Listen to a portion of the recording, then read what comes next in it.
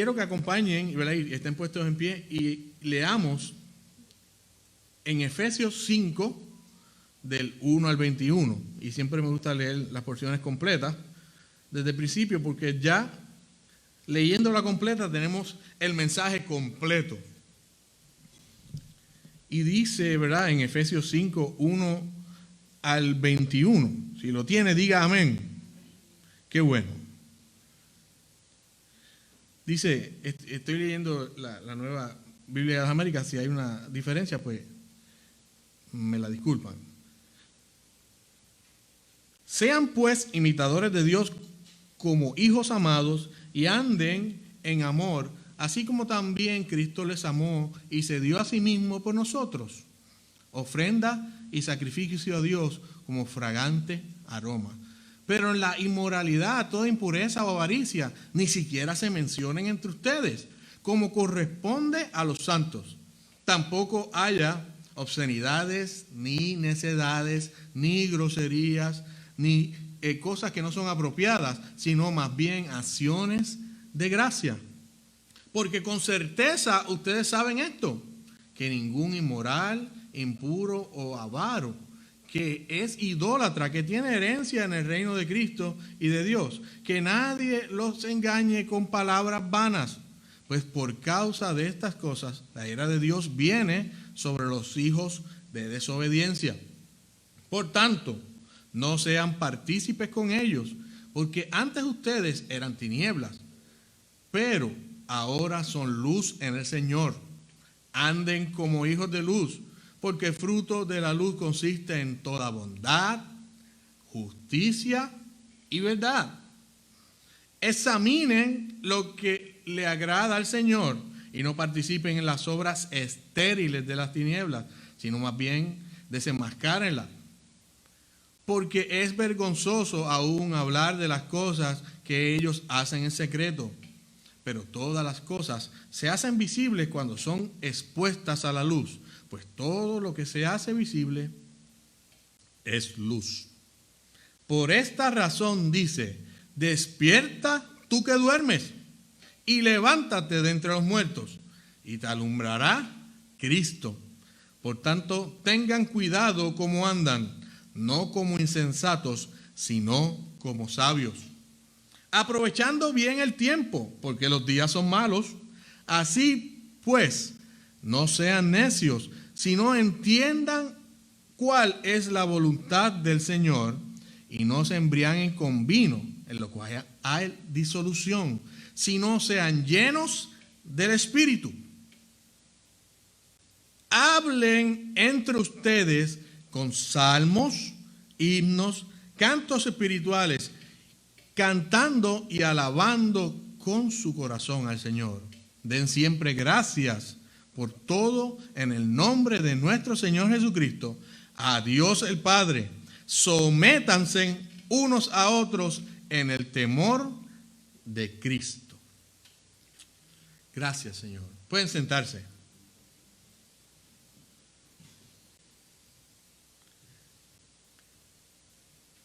Y cuando leemos, ¿verdad?, esta porción, vemos que el consejo que Pablo le está dando a los efesios suena un poquito fuerte.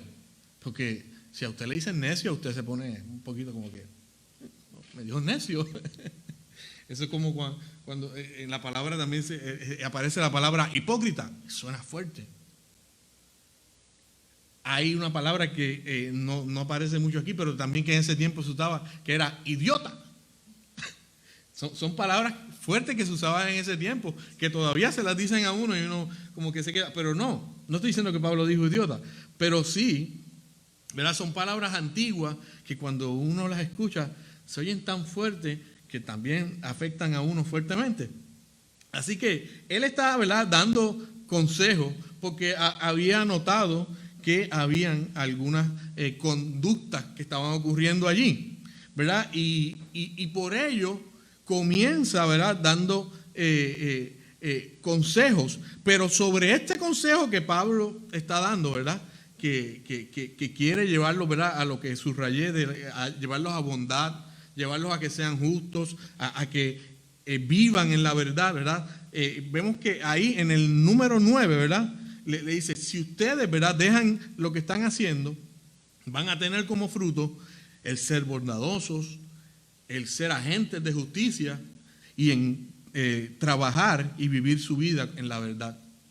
Así que les está diciendo que se examinen y vean qué es lo que agrada al Señor.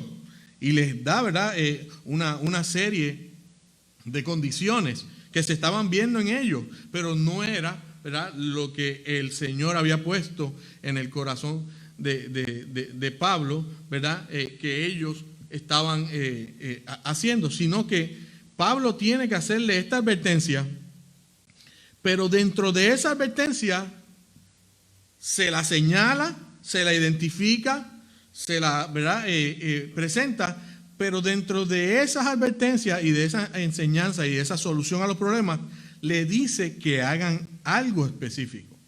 Y todo el pasaje, ¿verdad?, al principio comienza haciendo esas descripciones, pero ya en el 19 se detiene y dice que hagan algo. ¿Para qué? Para solucionar lo malo que están haciendo. Y ahí de momento, luego de esa lista, empieza a decirles que cuando se reúnan, ¿verdad?, que cuando hagan su servicio dentro de lo que se llama la liturgia, hablen entre ustedes con salmos, con himnos, cantos espirituales, cantando y alabando en su corazón. ¿A quién? Al Señor. Entonces, no solo aquí esto ocurre, ¿verdad?, en Efesios 5:19, sino que hay nuevamente una señalación. Pablo señala esto a otra iglesia también, a los colosenses, y les dice en el Colosenses 3:16 que la palabra de Cristo habita en abundancia en ustedes con toda sabiduría, enseñándose y amonestándose unos a otros. ¿Con qué? Con salmos, himnos y canciones espirituales, cantando a Dios con acción de gracias en sus corazones. O sea, Pablo le estaba dando las instrucciones de lo que el servicio al Señor constaba. Y en las instrucciones, ¿verdad?, se repite que parte de ese servicio y parte de esa liturgia tenía que tener salmos. Entonces la pregunta es ¿por qué Pablo está diciéndole, y comienza específicamente en las dos porciones, diciéndole que hagan salmos, que canten salmos, que lean salmos? Y es que los salmos son usados en toda la palabra a partir de que empezaron.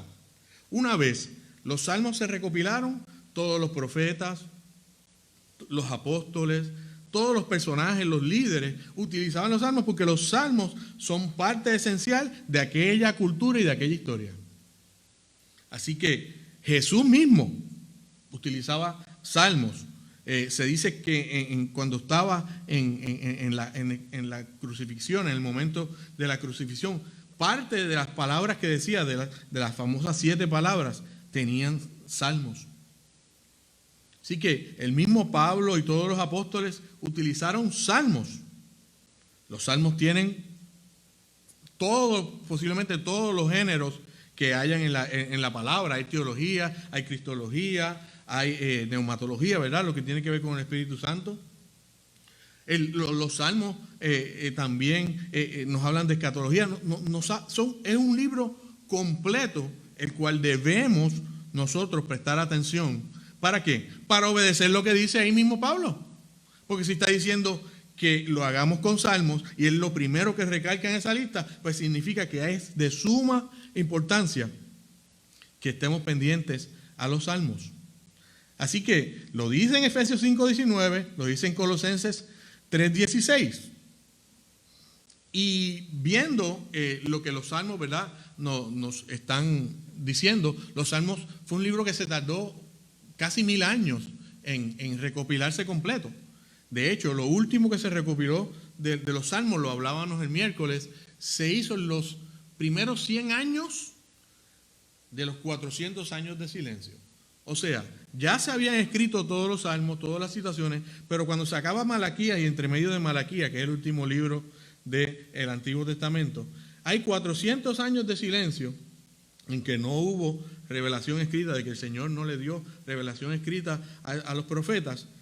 Y desde Malaquías hasta que comienza el libro de Mateo, ¿verdad? En el Nuevo Testamento, está ese silencio, pero en esos primeros 100 años, de esos 400 años de silencio, o sea, desde el año 1 hasta el 100, se terminó de recopilar todos los salmos. O sea, cuando comienza el Nuevo Testamento, ya todos esos salmos estaban escritos.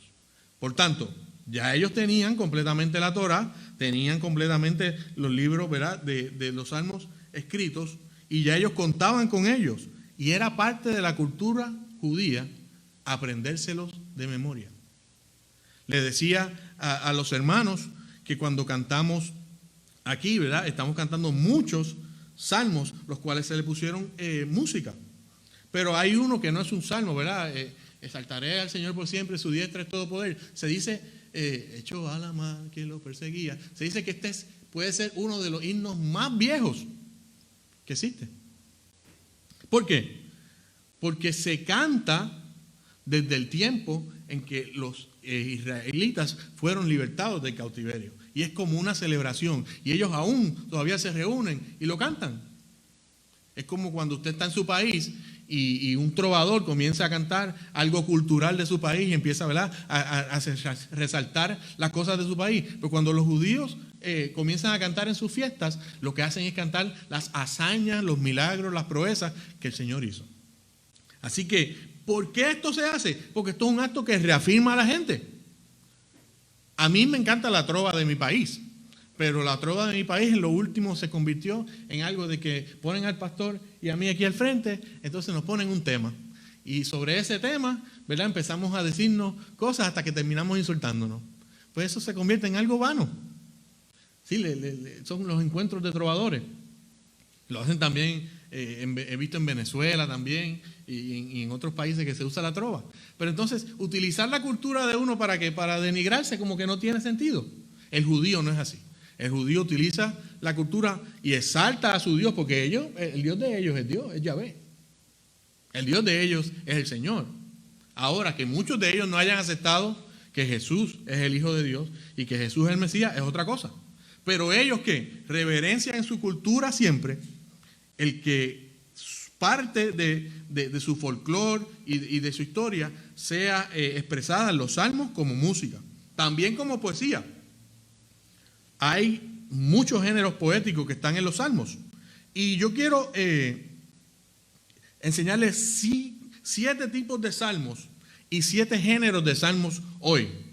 ¿Para qué? Para que usted tenga una chispa y usted comience a buscar los salmos y usted tenga una idea mejor, ¿verdad?, de cómo los salmos pueden ayudarlo en su vida. ¿Por qué le digo ayudarlo en su vida? Mire, si yo internalizo la vida de David con mi vida, yo puedo aprender muchas cosas. David era un hombre, como decíamos el miércoles, ¿verdad, Isabel? ¿Cómo era un hombre? Que tenía 2 características muy específicas y muy fuertes. Una mala y una buena. Y la mala era que David era impulsivo en el sentido de la defensa. Cuando tenía que defenderse, ¿era qué? Era sanguinario.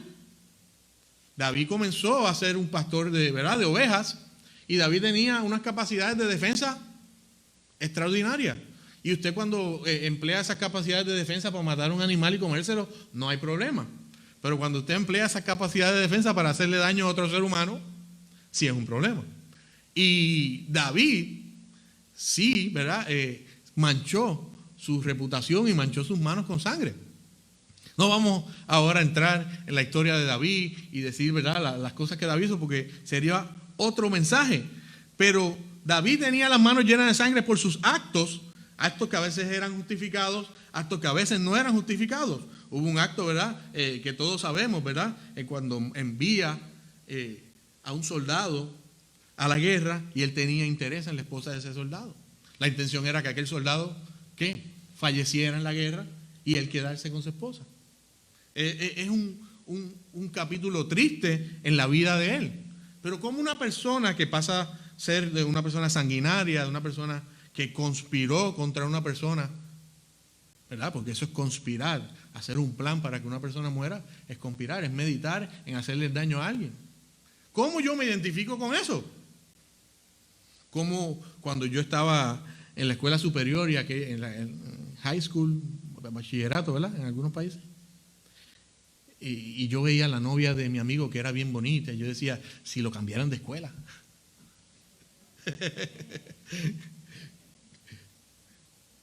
Eso era uno, ¿verdad? En esa ignorancia de los años, de los teenagers, de los años de escuela.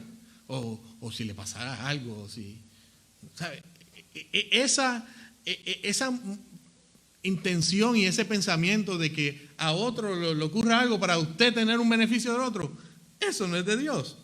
Sin embargo, ya cuando vamos creciendo, esas conspiraciones y esas intenciones de corazón se vuelven aún más fuertes, ¿verdad? Y nos puede pasar en el trabajo, ¿verdad? Era como un amigo mío que tocaba piano con nosotros y yo se lo he contado. Él, su jefa le hacía la vida de cuadritos y siempre no le permitía que fuera a tocar con nosotros, le duplicaba los turnos. Si era un viernes, venía y lo ponía a trabajar hasta las 8 de la noche. Y él decía, ella lo hace para que yo llegue tarde al servicio. Ella lo hace para que yo llegue tarde y no pueda tocar con ustedes. Esa es una hija del diablo, me está haciendo la vida de cuadrito. Y pues él conspiraba. Y le decía, Señor, ojalá que la voten. Yo se lo he contado. Y decía así, Señor, que la despidan, que la agarren haciendo algo malo y la despidan. Y un día, un pastor que no lo conocía le dijo, mira, ella es mi hija. Yo la quiero a ella también. Cambia tu oración. Yo lo he contado aquí. Porque ella es mi hija también y yo la quiero a ella también. Y mi amigo comenzó a cambiar la oración. Y dice que con las muelas de atrás, que es un dicho de nosotros, porque no lo hacemos con alegría, no lo hacemos riendo, sino él empezó a orar por ella. Y un día él recibió la noticia de que a ella la ascendieron y la enviaron para otro país. Pero la ascendieron, no la votaron. Entonces, conspirar nosotros en hacer algo malo para hacerle daño a otro, no. Y precisamente aquí hay un salmo que vamos a hablar al final, porque esas cosas pasan. A veces hasta tomamos los salmos. Y Isabel nos contaba en el estudio que allá en su pueblo, ¿verdad? Había una gente que utilizaba salmos para declararle maldad a otra gente. O sea, usando algo santo para hacer algo que no santo. Eso es desacralizar. Algo que es sacro y usarlo para hacerlo algo que es impío es desacralizar lo que es la palabra del Señor. Así que vamos a ver esos 7 tipos de salmos.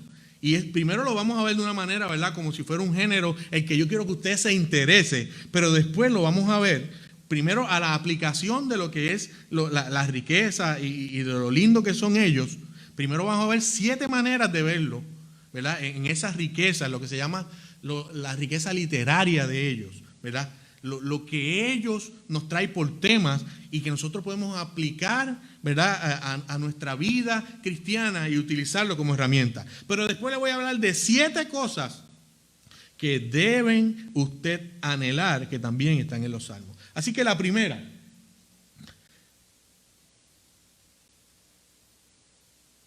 los salmos poseen unas secciones que se llaman súplicas individuales de ayuda. Un ejemplo, el Salmo 143. Oh Jehová, oye mi oración, escucha mis ruegos, respóndeme por tu verdad y por tu justicia. Eso es una súplica. Respóndeme. Hay un desespero, hay una condición de ¿qué? De urgencia, en que esa persona está necesitada de ¿qué? De atención. Y por eso se llaman salmos de súplica. Y hay muchos de ellos. Hay salmos que son cánticos de gratitud. Y aquí cantamos muchos. Y a mí me encanta cuando cantamos salmos. De hecho, me pasó en mi vida de que pues cuando pequeño no leía la Biblia y comienzo a leer la Biblia más en mi juventud. Y me doy cuenta y digo, wow, toda la Biblia que cantaban en mi iglesia. Porque cuando uno, esto es un salmo, esto es un proverbio, entonces uno realiza, qué bonito, ¿verdad? Todo nos pasó, ¿verdad? Realizar de que lo que estábamos cantando en la iglesia venía de la palabra. Así que hay cánticos que son de gratitud. Miren el 34, bendeciré a Jehová en todo tiempo, su alabanza en mi boca estará. ¿Lo han escuchado? Bendeciré a Jehová en todo tiempo, su alabanza en mi boca estará. En Jehová se gloriará, engrandecer a Jehová. Eso es hermoso. Eso es poético. Los gringos le dicen the poetry. The poetry. Eso es lindo, hermanos. Y el Señor nos ha dado eso. Dice los himnos. Te exaltaré, Salmo 145, te exaltaré, mi Dios, mi Rey, bendeciré tu nombre eternamente para siempre. Ese como que bien. ¿Cómo se llaman esas escalas medio orientales? Pentatónicas son. Menores melónicas. Parece que usted está, ¿verdad? Allá en un corito en grass, pero no es en grass, es menores melódicas. Salmos de educación. Salmos que nos enseñan. Dice que la palabra está para educarnos, que la palabra está para instruirnos. Pero hay salmos también. Miren el Salmo 25. A ti, oh Jehová, levantaré mi alma. Y por ahí sigue hablando y dice, muéstrame, encamíname, enséñame. ¿Qué está pidiéndole ahí el salmista? Que lo eduque. Así que salmos de educación, salmos reales, y ahí, ¿verdad?, es cuando se habla acerca de la majestuosidad del Señor, cuando se está implicando, ¿verdad?, reino, cuando se está implicando reinado. Miren el Salmo 144, bendito sea Jehová mi roca, quien adiestra mis manos para la batalla y de mis dedos para la guerra. Misericordia mía y castillo, fortaleza mía, ya lo hemos cantado recientemente. Escudo mío, en quien he confiado. Él sujeta a mi pueblo debajo de mí. Ahí está hablando acerca del reinado de David, pero también está hablando del reino del Señor sobre nosotros. Esa protección que el reino del Señor nos da. Salmos imprecatorios, y ahí no pude cambiar la palabra. Yo quería ponerla más sencilla para dejarla para discutir un miércoles, pero tuve que dejarla ahí para que usted busque más salmos imprecatorios. ¿Y qué significa un salmo imprecatorio? Hay muchos salmos en que veíamos a estos personajes que tenían un conflicto con otra persona, ya fuera con una persona individual o con un pueblo. En el caso de David, era un rey y tenía muchos conflictos con otras naciones. Y ahí venía David y decía, Padre, mira a mis enemigos, Señor, liquídalos. Mira lo que nos están haciendo, nos están oprimiendo, liquídalos. Y el Señor respondía.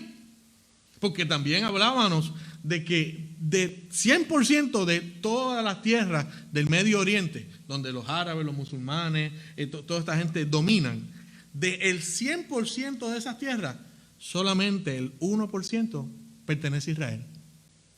Los otros son los gitanes, ¿verdad? Uzbekistán, Kazajistán, los gitanes, los otros son las tierras árabes, Egipto, lo que hoy se le llama el Golfo Pérsico, todas esas áreas donde están estos pueblos que estaban en guerra con el pueblo, son el 99% de todas esas áreas. Sin embargo, todos esos pueblos estaban en contra de ¿quién? Del más pequeñito. Y por eso era que cuando el salmista pedía ayuda al Señor, ¿qué hacía el Señor? Respondía, porque el Señor hacía justicia con Israel. Eran todos los 99 contra el 1. O sea, ese pequeñito punto entre medio de toda esa región es Israel. El 1% de esa región es Israel, y el otro 99% los otros países y los otros gobiernos que estaban en contra. Así que, si en algún momento de nuestras vidas hemos acudido a un salmo y le hemos orado al Señor porque alguien nos está oprimiendo, porque alguien nos está haciendo un daño, porque alguien nos hizo un daño y aún permanece ese trauma, permanece ese mal recuerdo en nosotros. Y nosotros hemos tomado los salmos y, Señor, ahí, repréndelo, mira a este hijo del diablo. Así decía mi amigo mira esta hija del diablo. Y el Señor, ¿verdad?, utilizó a un pastor y le dijo, ella es mi hija también, o sea, no era una hija del diablo, era cristiana también. Que se porte fuerte a veces en los trabajos. Miren, es que yo, gracias a Dios, no superviso a nadie allá, pero en el tiempo que yo supervisé gente, la gente, uno empieza y trata de tratarlos de una manera, ¿verdad?, pues sencilla, de una manera en que, pero a veces, y ¿verdad?, lo veo en los trabajos, hay gente que si los jefes no le hablan con carácter o si no le hablan fuerte, pues no responden. Son gente que trabajan solamente bajo presión o tienen un jefe que decirle, ¿verdad?, Julie está pensando allá en aquella, yo la veo que ella está haciendo así, y ella está pensando en aquella muchacha, sí. Sí, también, eso pasa. Y si el jefe no es fuerte con ella, no va a cumplir. No va a cumplir con sus deberes. O con él, o con aquel. Así que nosotros utilizar un salmo para pedirle al Señor que el Señor le haga mal a alguien, eso no va a pasar de esa manera. Porque en el contexto del cual el salmista pedía era un contexto de justicia, de defensa. Y cierto, el Señor hace justicia y defensa en nosotros, pero no le podemos justificar utilizar una cita bíblica para causarle un mal a una persona, sino utilizar el salmo para que el Señor redima a esa persona. Pedirle que la actitud de nuestra oración sea una actitud de cambio en esa persona, pero para redención, no para maldición ni para condenación. Porque la voluntad del Señor es que todo el mundo, ¿verdad?, se salve. Entonces, ¿por qué nosotros estamos orando para condenación? ¿Por qué nosotros estamos hablando para maldición? Si Dios lo que quiere es bendecirnos. Entonces, usted pidiéndole al Señor que maldiga a otros, ¿se está maldiciendo usted? No utilice los salmos imprecatorios para usted manipular al Señor y pedirle al Señor, porque no va a ser así. Sí, el Señor va a actuar, va a escuchar, va a inclinar su oído a usted y va a responder la oración, y el Señor va a ayudarlo a salir de ese problema. Así que salmos imprecatorios, prohibido utilizarlos para pedirle, hacerle mal a alguien de parte del Señor. No va a ser así. David lo hizo con una justa causa. Y 7, salmos mesiánicos. Mire el 110. Dice el Señor a mi Señor. Y aquí hay un asunto teológico que es, miren, grandioso. Siéntate a mi diestra hasta que ponga a tus enemigos por debajo de tus pies. Y eso es otro corito que cantábamos cuando pequeños. Jehová está conmigo como poderoso gigante. Por tanto, Jehová está conmigo como poderoso gigante. Por tanto, porque Él peleará mi batalla. ¿Verdad? Era otro coro que cantábamos. Pero cuando vemos que aquí dice el Señor a mi Señor, la revelación que el Espíritu Santo le estaba dando como inspiración al salmista ahí es una sin medidas.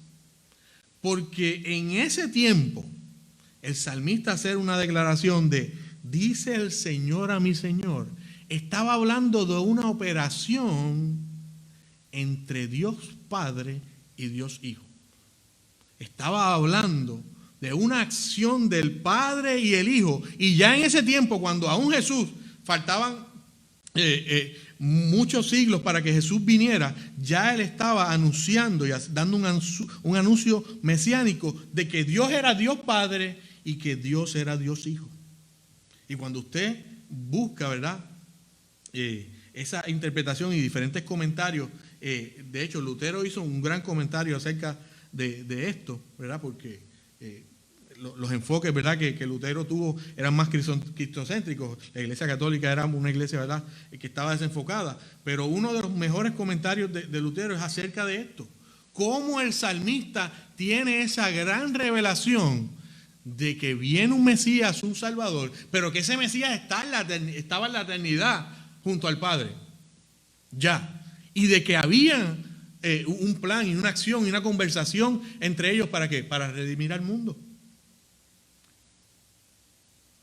Entonces ahí vemos la acción de la Trinidad, porque el Espíritu Santo viene y le da la inspiración a David para escribir acerca de ¿quién? Del Hijo y del Padre. Y vemos un acto de la Trinidad simplemente en las primeras 1, 2, 3, 4, 5 palabras del Salmo 110. Es un acto completo de la Trinidad. Se presenta ahí lo que es el ruego, ¿verdad? ¿Quién hace que usted ruegue a Dios? ¿Quién le da la certeza? ¿Quién afirma a usted que usted puede rogarle a Dios y que Dios lo va a escuchar? El Espíritu de Dios. No hay manera en que usted le pida al Señor si no es por un acto del Espíritu. Es el Espíritu Santo mismo que intercede por usted. Y ahí el Espíritu Santo intercediendo por la causa, ¿verdad?, de David y del pueblo, le dice que el Señor dice a mi Señor. O sea, Dios Padre le dice al Dios Hijo. Miren qué hermoso. Y esto es parte de lo que son los salmos mesiánicos. Y todas esas referencias, ¿verdad?, las pueden encontrar en el comentario de los salmos de un hispano que yo quiero que ustedes se interesen por él. Él se llama Samuel Pagán.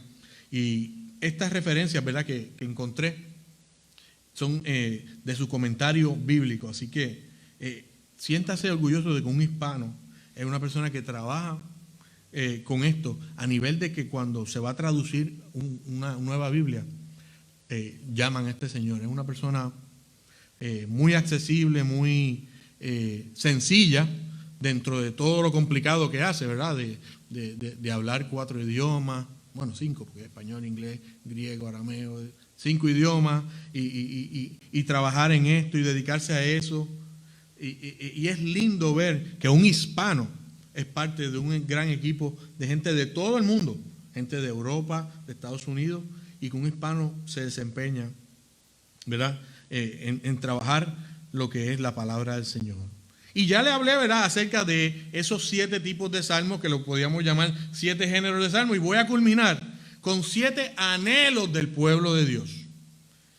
Y cuando usted habla de los anhelos, es algo que usted desea, que usted le pide al Señor, que debe estar en usted. Pero ese anhelo, ¿quién lo predispuso para usted? Cristo. El Señor lo puso para usted.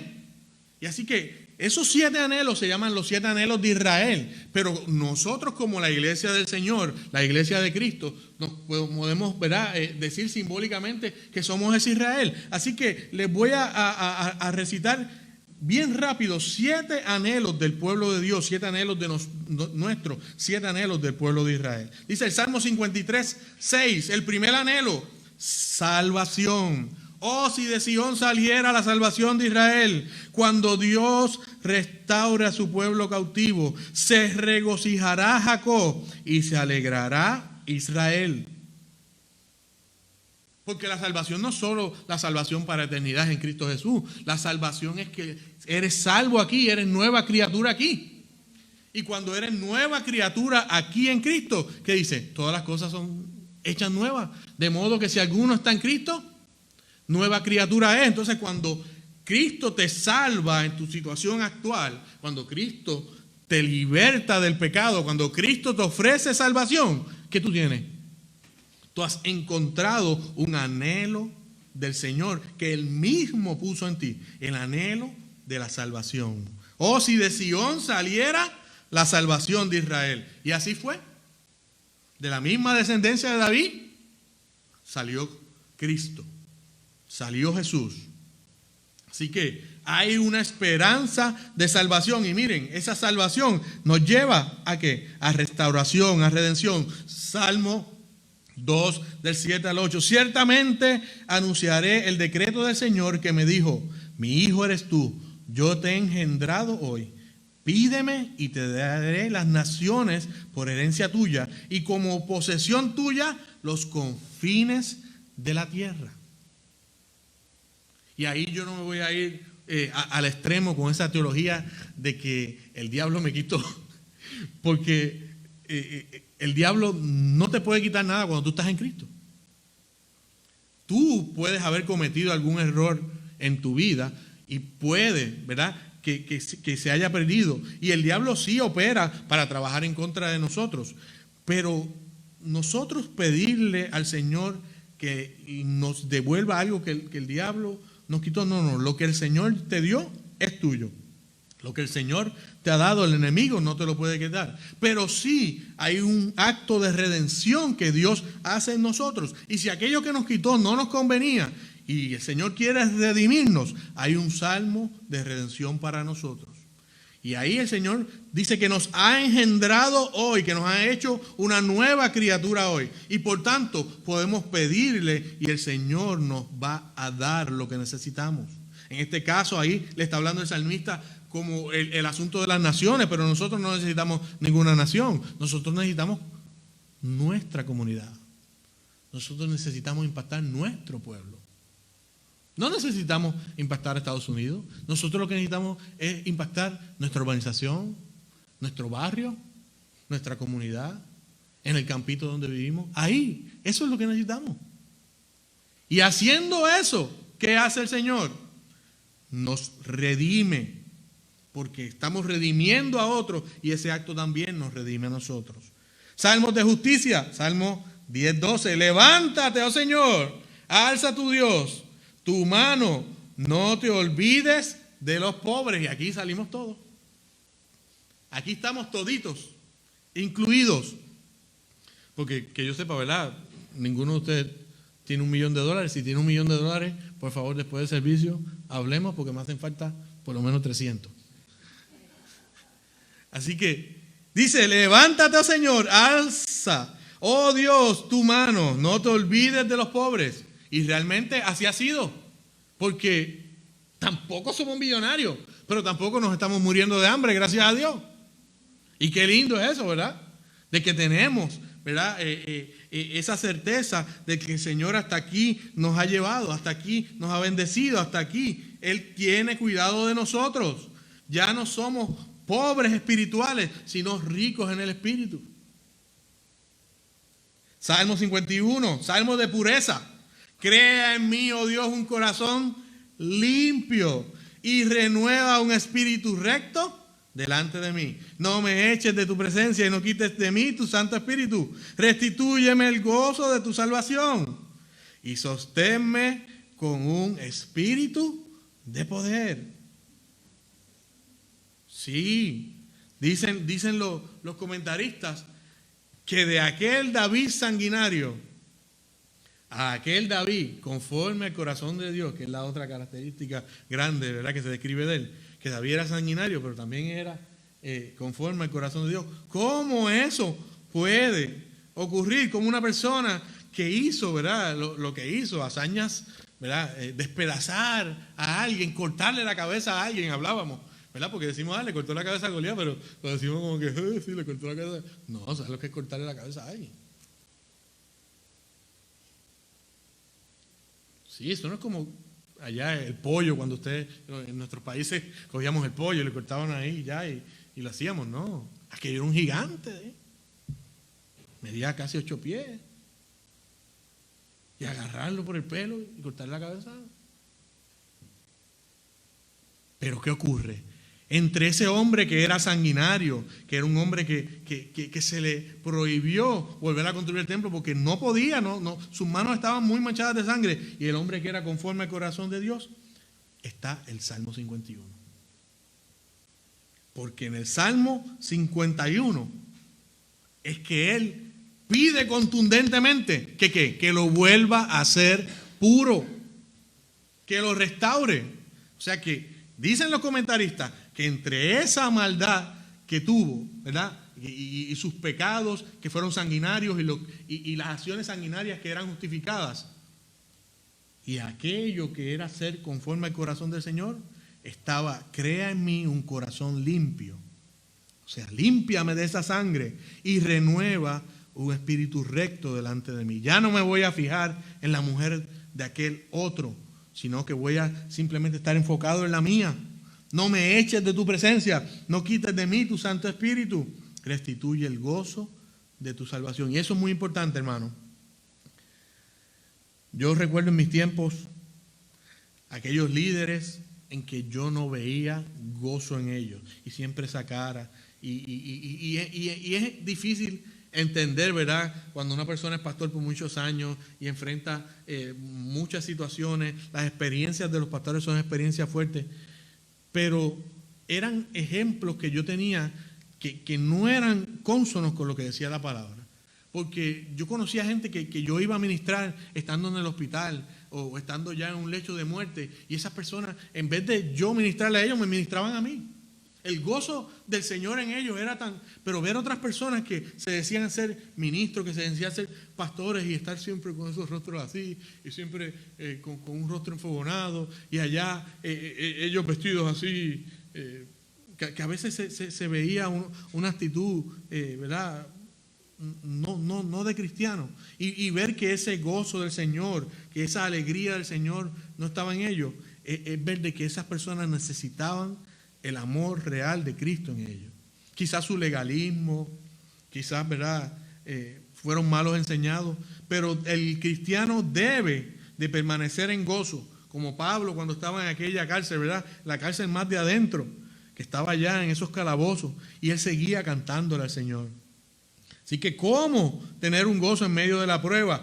¿Cómo llegar a un tiempo en que el Señor nos redima? El Salmo 51 nos dice que cree en nosotros un corazón limpio y que renueve nuestro espíritu.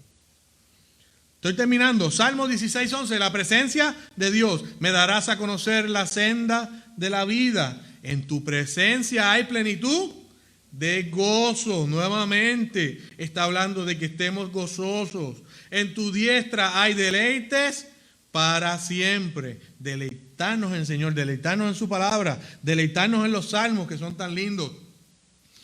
Y el Salmo 111:10, el principio de la sabiduría es el temor al Señor. O sea que hay salmos de sabiduría. Buen entendimiento tienen todos los que practican sus mandamientos. Su alabanza permanece para siempre. No solo leyendo los proverbios, sino que también leyendo los salmos encontramos salmos de sabiduría. Salmo 51. ¿Qué nos habla el Salmo 51? Cuando David hablaba de redención, tenía que estar hablando de Cristo. Cuando Job hablaba, ¿verdad?, de salir de aquella crisis que estaba, tenía que estar hablando de Cristo. Cuando Jonás estaba en el vientre de aquel pez y dijo: la salvación es de Jehová. Usted lo busca en directo, no dice de Jehová, dice Señor. La salvación es del Señor. ¿Y de quién es el señorío? El señorío es de Cristo. O sea que cuando él estaba diciendo la salvación es del Señor, mi salvación es en Cristo. Era un anuncio profético de eso. Así que Job anuncia redención. Sé que mi Redentor vive. Ahí está anunciando a Cristo. Y cuando David habla también aquí, ten piedad de mí, oh Dios, está hablando de la obra redentora de Cristo. Ten piedad de mí, oh Dios, conforme a tu misericordia, conforme a lo inmenso de tu compasión. Borra mis transgresiones, lávame completo de mi maldad. Y también recordaba: lávame, lávame de mi maldad, límpiame. Era muy lindo.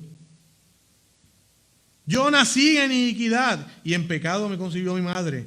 Tú deseas la verdad en lo más íntimo, y en lo secreto me harás conocer sabiduría. Y en lo secreto me harás conocer sabiduría. Dice el Padre que lo que tengamos, ¿verdad?, lo pidamos ¿en qué? En secreto, en oración en secreto, y Él nos lo va ¿qué? A otorgar ¿en qué? En público. Así que dice: purifícame con hisopo y seré limpio. Lávame y seré más blanco que la nieve. Y miren, ser más blanco que la nieve es una expresión, ¿verdad?, poética también, que el salmista está utilizando. Hazme oír gozo y alegría. Nuevamente dice que es parte integral del cristiano mantener gozo y estar alegre, no importando nuestra situación. Haz que se regocijen los huesos que has quebrantado. Esconde tu rostro de mis pecados y borra todas mis iniquidades. Hermanos, hemos hablado acerca, ¿verdad?, de lo que podemos tener como beneficio en los salmos. Y hemos visto de que el Señor los ha dejado a nosotros como una herramienta para toda la vida. Para una herramienta para lo que hacemos en familia, como una herramienta para lo que hacemos en nuestros trabajos, como una herramienta para lo que hacemos en la iglesia. Y ver lo hermoso y lo variado y lo completo que son ellos es digno de que lo estudiemos más, digno de que nos sentemos y que lo leamos, lo releamos, busquemos ayuda, ¿verdad?, si no entendemos alguna parte. A veces yo tengo amigos que no son cristianos y me leen porciones específicas y me dicen, pero ¿cómo Dios puede ser así? Si ahí en los mismos salmos hablan cosas tan fuertes, ¿cómo Dios puede ser así? Y el que nosotros estemos preparados para cuando llegue ese momento es muy importante, porque eso nos va a ayudar a que esa persona que está en confusión, a esa persona que el enemigo ha puesto, ¿verdad?, malos pensamientos acerca de lo que es la palabra de Dios y la historia del pueblo, sean en esas personas, ¿verdad?, entendidos, y que ellos puedan ver de que había un propósito de Dios en la vida del pueblo de Dios, que hay también un propósito en la vida de ellos cuando ellos comprenden la intención de lo que el salmista estaba diciendo. Así que prepararse en los salmos es algo que nos va a dar un mejor servicio aquí en la iglesia. Va a hacer que nuestra vida familiar, que nuestra vida laboral, que nuestra vida económica y todos los aspectos de nuestra vida sean beneficiados.